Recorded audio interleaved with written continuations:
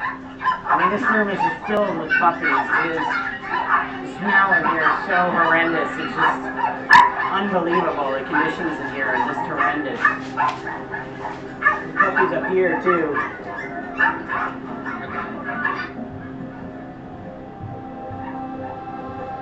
We think there's somewhere between 260 and 300 dogs. It's hard to count because there's a lot of nursing moms inside these dirty bins. These guys have an internet site, Precious Little Creatures, is what they call their kennel on the internet, and clearly they are not treating these guys like precious little creatures. The smell here is horrendous. These puppies are being born into just a repulsive environment of ammonia and dirt and germs and bacteria. These dogs don't go outside, they don't go for walks, they just breathe. In North Carolina, we do not have any regulations for commercial dog breeders. So that was a video that I took off the Humane Society's website, which is an organization that fights against animal abuse. Before I really go into details as to what people can do to help end this, I kind of want to give you some more background about what you actually just saw. I'm sure everyone's heard of the saying like top dog. That was actually coined from puppy mills because as you can see with the crates, they're stacked one on top of the other. And so if you're not on the top of the crate, you're gonna, the dogs on top of you are gonna be urinating on you and you're gonna have food being dropped on you.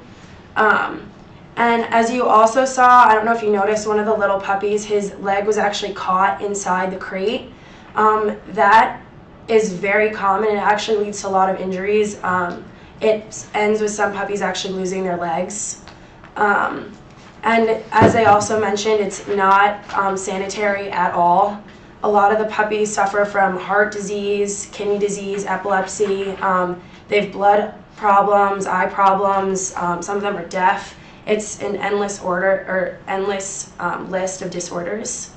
One thing that is opposite of what you saw in the video, it shows it later, but here the main dogs, like most of them are actually kept inside, but in a lot of puppy mills they're actually left outside all year round. So in the summer they're in the heat and in the winter they're experiencing the severe colds.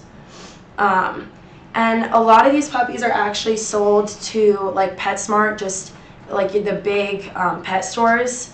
So whenever you go in there, you're probably seeing dogs that they got from the puppy mills. And this is because if you get it from an actual breeder, it's going to be more expensive. These guys are just trying to get as much profit as they can, so they'll sell mass amounts of dogs for a relatively cheap price. And what they also mentioned is they weren't sure exactly how many puppies were in there because of how many moms. This is a relatively smaller puppy mill, but there's a lot that contain like 75 to 100 just breeding dogs, and the dogs are bred until they die, which is usually they're only 5 years old. There's an estimated 4,000 puppy mills based throughout the United States, mainly in, believe it or not, Pennsylvania, Iowa, Missouri, Kansas, Nebraska, and Oklahoma. And there's an estimated 500,000 puppies produced annually in these puppy mills. The easiest way to help would probably be volunteering at a local shelter. They say later, as soon as these puppy mills are liberated, they're taken immediately to an emergency shelter. So if that happens, obviously they need a lot of hands on deck at the shelter to help care for the puppies, make sure they're getting the proper need and care that they need. They need to be healed because a lot of them, like I said, have diseases. Another thing is, since I know a lot of people are from Pennsylvania, and I said that's a big place for puppy mills, if you're suspicious about the existence of one at all, you have to contact the authorities because puppy mills are illegal. Obviously, you can't treat any animal like that.